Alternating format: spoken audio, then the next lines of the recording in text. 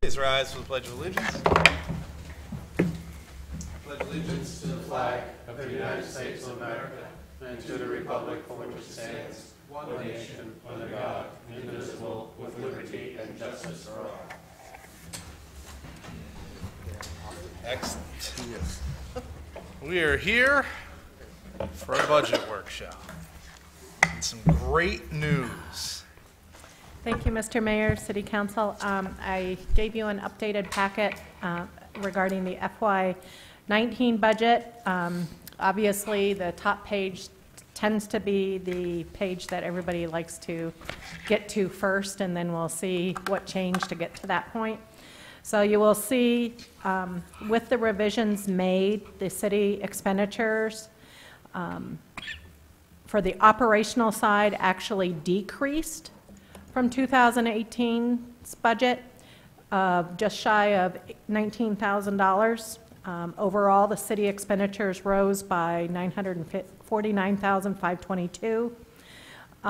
The school superintendent obviously just presented Tuesday night the school budget, so I won't be reviewing that. We did have some adjustments in the non-tax revenue on the city side, so we now are anticipating about $431,000 worth of additional non-tax revenues on the city side.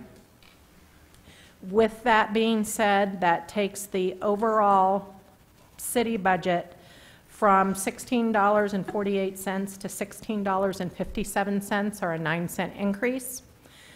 The school department budget, as mentioned Tuesday night, went from $10.18 to $10.72, or a 54-cent increase. The county budget went from $1.36 to $1.42, or 6 cents. The overall tax rate that we are proposing at this juncture goes from $28.02 to $28.71, and that's a 69-cent increase, or a 2.47% adjustment. The next page kind of outlines all the adjustments that, if the council is so inclined, that will be as part of your appropriation, your budget adoption appropriation and council order. So you will see you made adjustments for revenues of $98,878. Overall expenditures, as a reminder, positive numbers are actually cut in that list. Negative numbers are added back.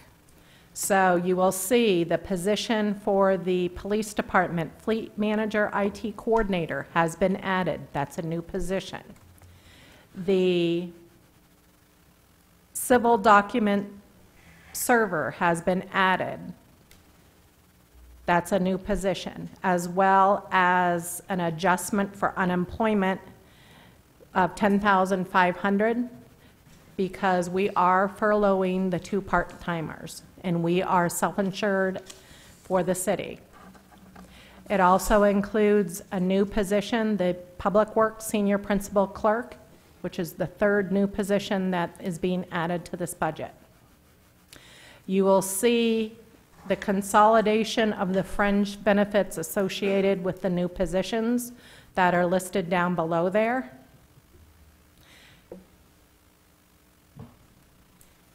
And we have the adjustments to the utilities or the debt service, as well as the add back for the tower and the additional radio read meters. That's the $160,000 negative adjustment for underwater. And you will see sewers portion of that is the $80,000.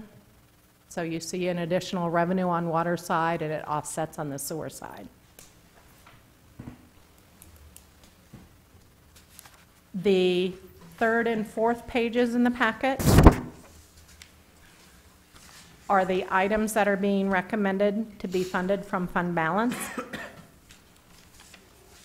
They are as presented, with the exception of one item, which I've highlighted in red for you on the 2nd page of that.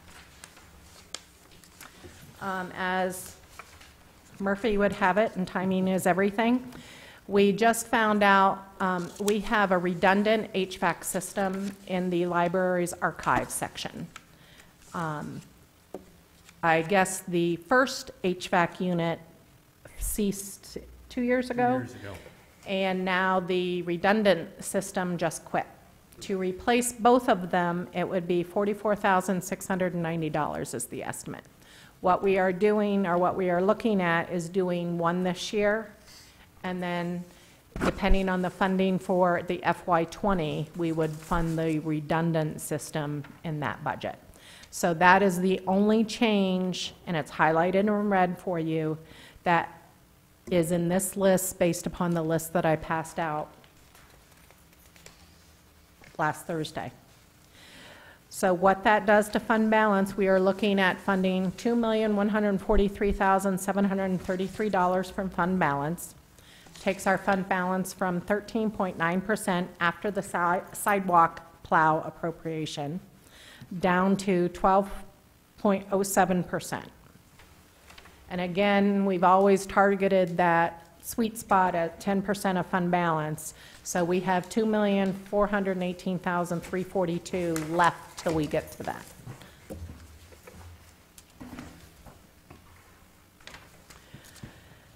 The last 4 pages essentially give you the new pro formas for the utility funds. So you will see the water's pro forma has been adjusted for the debt service. Similar to general fund, we had the deferment of the principal and an adjusted for interest. It also includes funding 100% of the tower and the additional radio reads for the $160,000. It also includes $80,000 worth of revenue from the sewer utility to pay for their portion of that. So once you look at that, and this is assuming council approval, but for lack of better descriptions on that column, if you approve all those adjustments, we're looking at a water operational use of cash of $336,787, leaving a proposed or an estimated ending cash balance at the end of FY19 of $854,078.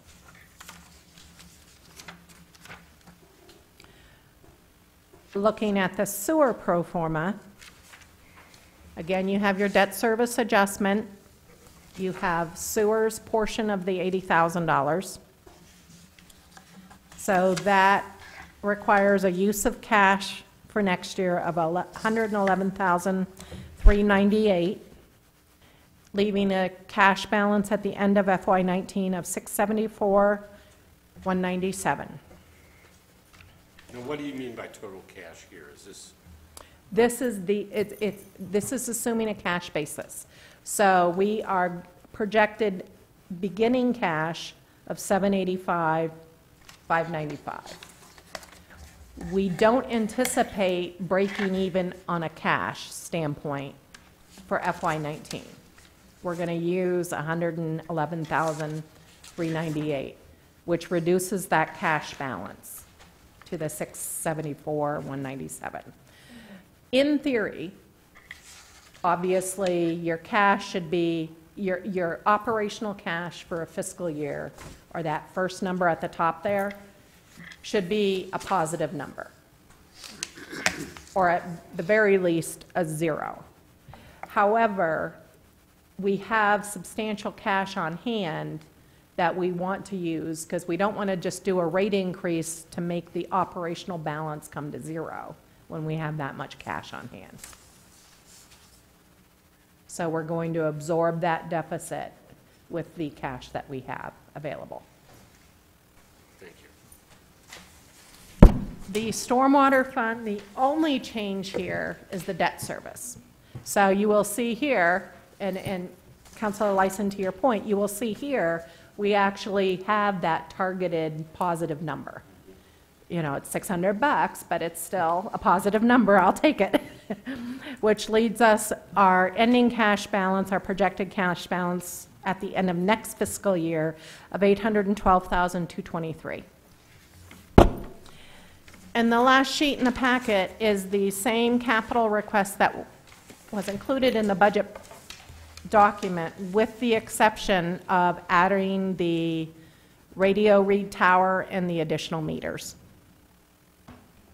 for the $160,000 in the water fund. You will not see the $80,000 in sewer because it's not a capital item. It's a cost sharing. It's more of an operational cost. So if you're looking for that under sewer, you won't see it.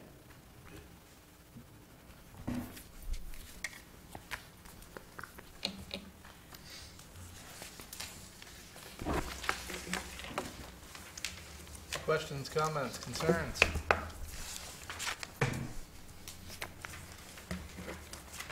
Councilor Marco. Back on stormwater utility, I was just wondering, when we do sewer separation projects, Yep. how do those costs figure into here, or does it?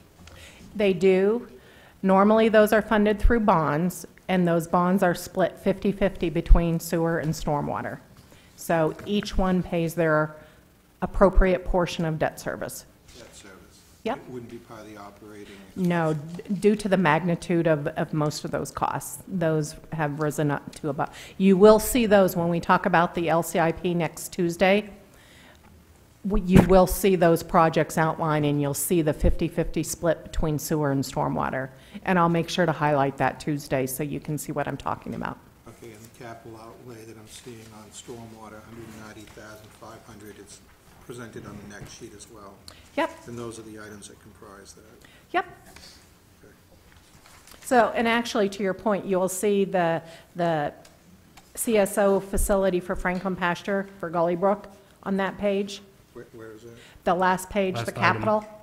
Under which category? Stormwater, it's the last Stormwater. item on the page. Well, you'll see stormwater and sewer. See how both of them have $1 million? Yeah, That's a $2 million project. So you see it shared 50-50. okay. So that's how you'll see them. Okay, so halfway down the page, we go from project to bond issue request? Yep.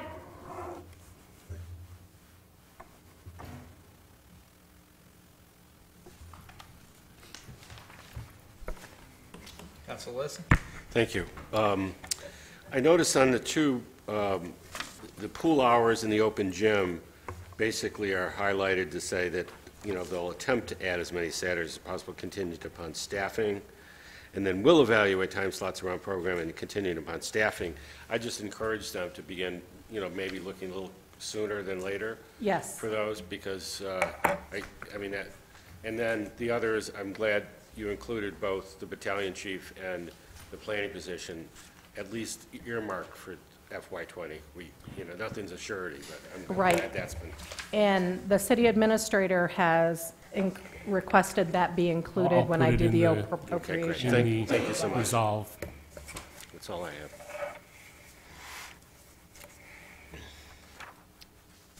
Where is that? Sorry. When you adopt the budget, you pass it by resolve. Yep. And I will include in the language of the resolve instructions to put those items into the proposed budget of the following year. See, it's listed FY20. Is that from tonight's paper? Yes, yes. Third page, I think, yeah. I don't have that. I may not have included, I think Jim has probably my stuff.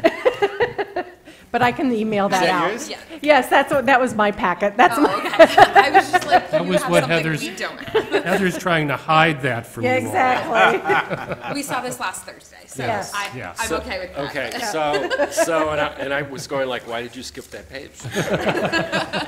So, okay, thank you. Something's not right here. So, Okay. so procedurally, how this goes from here is just so you know. If there are no changes in what's been presented tonight, this will be what will go to you on May 1st to be adopted. On May 1st, you will be obviously looking at the general fund, cities, the municipal side of the budget, the school budget will be voted on separately, and then the utility budgets, CDBG budget will also be Separate. separate. Because of the total expenditure increase being over the limit, the GNP IPD, the total budget needs 5 votes. The school portion, however, because we've been overruled by the state law, only needs 4 votes. So the way the process works, 4 votes can approve the school budget going to the referendum. but it will take 5 votes to approve the city side of the budget. If we don't get, we have this very strange provision in our charter, if we don't get the 5 votes, because the school budget's already been adopted, I would have to come back with a budget that brought our expenditures down below the GNP-IPD, which is less than 2%. So I would have to come back and give you a budget that was, remember the number, roughly $3 or $4 million less?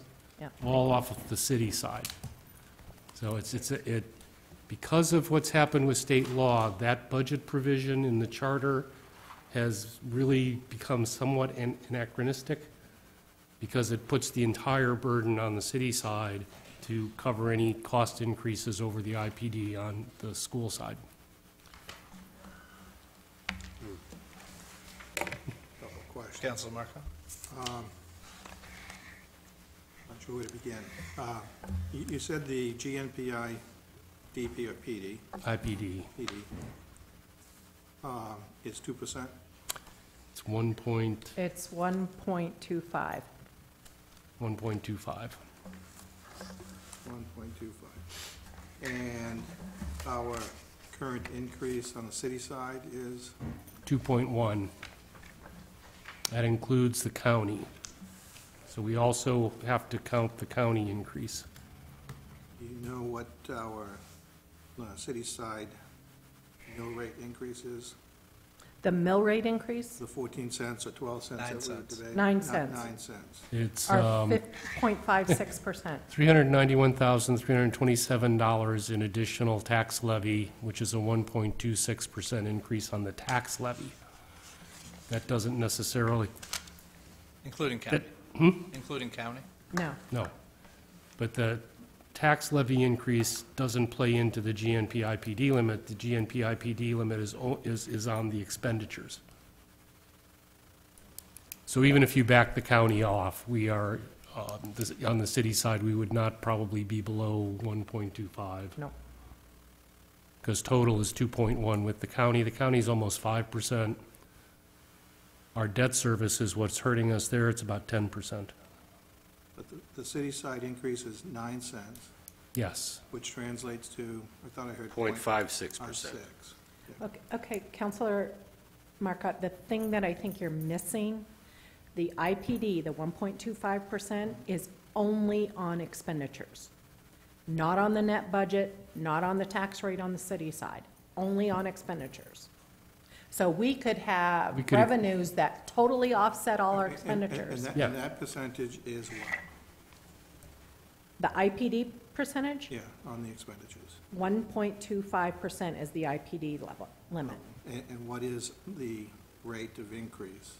On the expenditures, Yes. that's what I'm doing. Well, if you include the county, it's 2.1. I'm doing the calculation for the other piece, With so the county.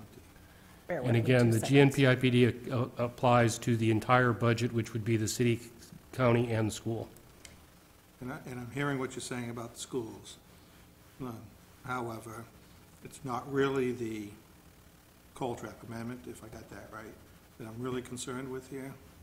It's how much each group is increasing versus the other, city versus schools versus county. Are you looking at it from the standpoint on the tax rate or just expenditures? Well, I'm looking for just expenditures right now. I know what the tax rate is. Okay. I'm working on it. Hang on. The city side expenditures only, my fingers are cooperating, was 1.93%. It's just the city side, and with the county, it would be 2.1. Correct. And the county alone is 4.91. And I'm just curious, but maybe you can get this number to us in the next meeting. What was the rate of increase for seniors this past January? On Social Security. Social Security.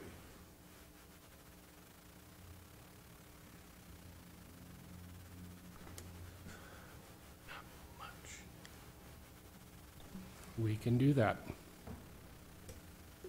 Thank you. Any Anyone else?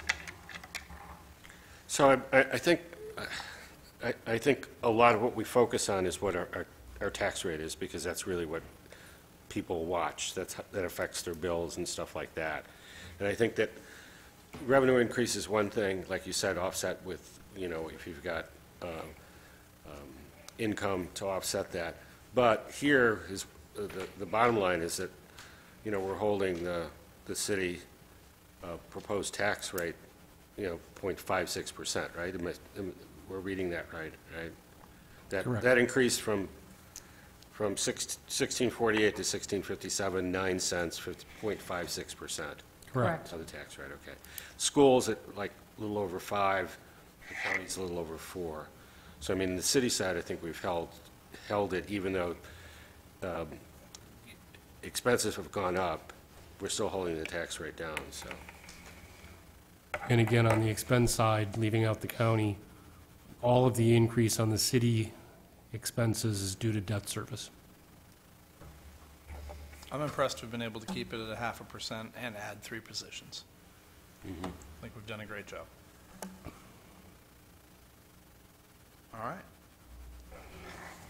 With no further questions, Councilor Ray was nice enough to make us a cake for her I'm birthday. going to go eat some cake. So let us eat What a cake. deal. Please. All right.